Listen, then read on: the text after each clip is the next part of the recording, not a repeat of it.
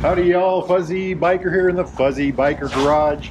Today we're going to do part 2 of the video on the YSS top line shocks that I installed on this beautiful Royal Enfield 650 Super Meteor. I got these at Baxter Cycle. They had these, they worked with YSS to have these custom made for these bikes.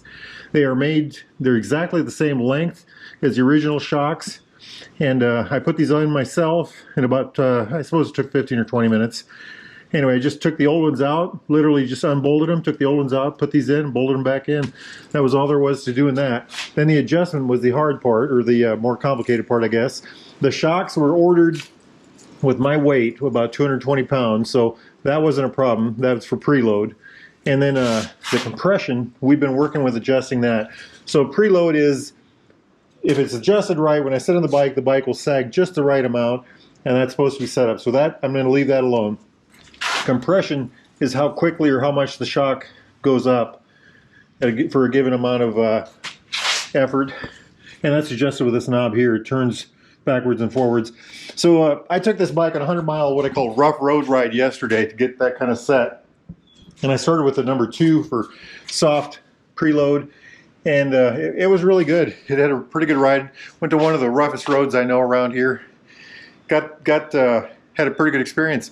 Got 50 miles out. I went from number 2 to number 7, chose that number arbitrarily. Rode home on the same road, beat the snot out of me. Got home and I popped this down from 7 to 4 now. So it was on 2, it worked fine. It worked pretty darn good actually. I went up to 7, that was too rough, and now I jacked it down to 4. Back down to 4. So I'm a little stiffer than I started out with yesterday, but not as stiff as on the way home. And what we're going to do is, why am I doing that? If 2 is good, why am I doing that? Well, I just want to see what the difference is. And I want to see if it does work better at those, this is a new experience for me. So anyway, today we're going to take it about, I'm going to try to do 200 or 300 miles. I'm going to try to ride the road that I rode yesterday with this set of number 4. I'm going to go out, that 50 miles, and I'm going to go another 50 miles after that. I'm going to go 100 miles total, and then I'm going to make an adjustment.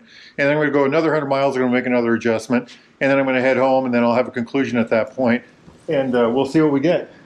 So far, number 1, so far I like it. I'm really impressed with it.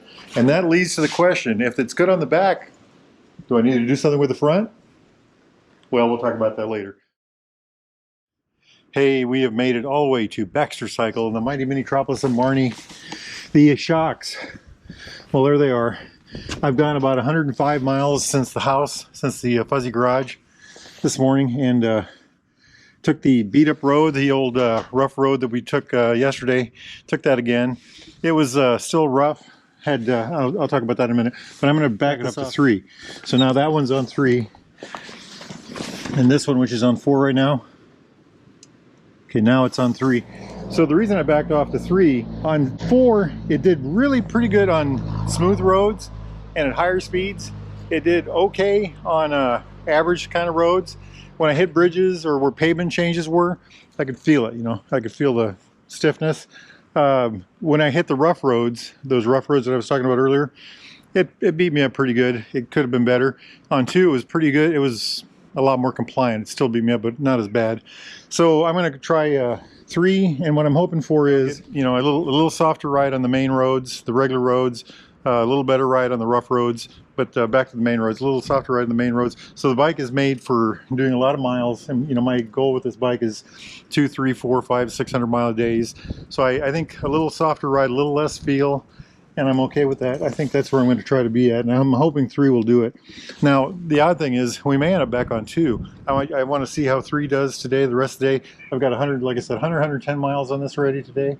I'm going to try to go another 100, maybe 200 yet today, and see how that works out. So I will catch up with you all in about 100 miles. Wahoo! Hey, we have made it back to the Fuzzy Biker Garage. There's the old hot rod just ticking away. Can you hear it? So I've got these gorgeous rear shocks on the back. Let's take these bags off. This bag anyway. Look how easy that comes off. GV bag. Today I switched down to, I did 100 miles, over 100 miles earlier, and I put it to level 3 on soft, level 3 soft. And I got to tell you, this thing is just a dream. I think I've found the spot. So we've done rough road, we've done loads Iowa blacktop, I just got done with 130 miles, but I was going to do 200, but through the second 100, there's no change to be made. But it's worked great, just great. A couple things to point out about this. On the way home, there's a town that I go through. I've taken this road 100 times, 1,000 times, and there's a long downhill. It was concrete. They covered it with asphalt, and it's got these expansion joints, ka-thunk, ka-thunk, ka-thunk. And with the old shocks, I would have to hold myself up on the seat. And how do you do that on a bike like this? Where you put one foot back here on this side, one foot on the front, on the other side, and you hold yourself up. Anyway, with these shocks, it was so much more bearable. They were still there. You still felt it, but it was so much more bearable. It wasn't, you know, I didn't have to hold myself up. Bridges, pavement changes, things like that. Just a snap. So impressed with that. So comfort-wise, which is the #1 goal of these shocks, absolutely pleased. Next thing would be there's a ridge road. It's about 13 miles total. About 11 miles of that is really curvy, and I've ridden that 1,000 times on 100 motorcycles. Probably have literally in 40 years had over 100 motorcycles on that road, and I took this on there. Big, you know, it's a really windy day out here. Well, you can barely see the trees moving.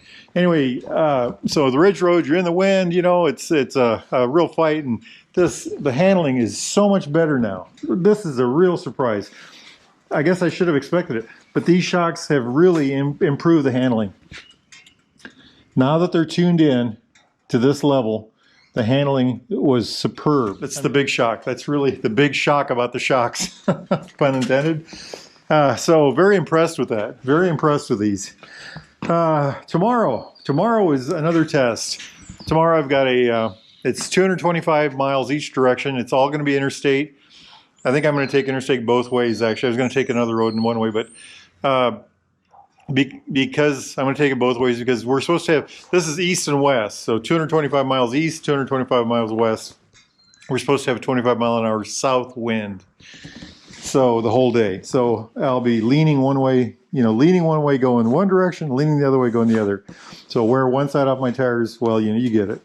But anyway, so that'll be a test of how this setting, how these shocks do on the interstate, which is where I am thinking this bike is going to eat up a lot of miles this summer.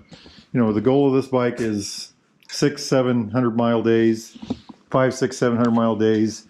And the shocks are really, I think that's going to be a big add. And anyway, so we're going to find out if this setting will work good for that tomorrow, the way I've got them set up. Other thing to point out real quick or talk about, this is kind of a, this motorcycle, I've always thought, the back suspension was traditional motorcycle suspension. The front suspension was okay. And the front suspension is pretty darn good. Well, now I've got this all tuned in. I can feel the shortcomings of the front suspension. And I don't know what there is to do about that, but I am going to talk to the dealership about that because, I put money into this, and if this gives me that much benefit, then will putting, a similar amount of cash into the front end, will that do me as much good?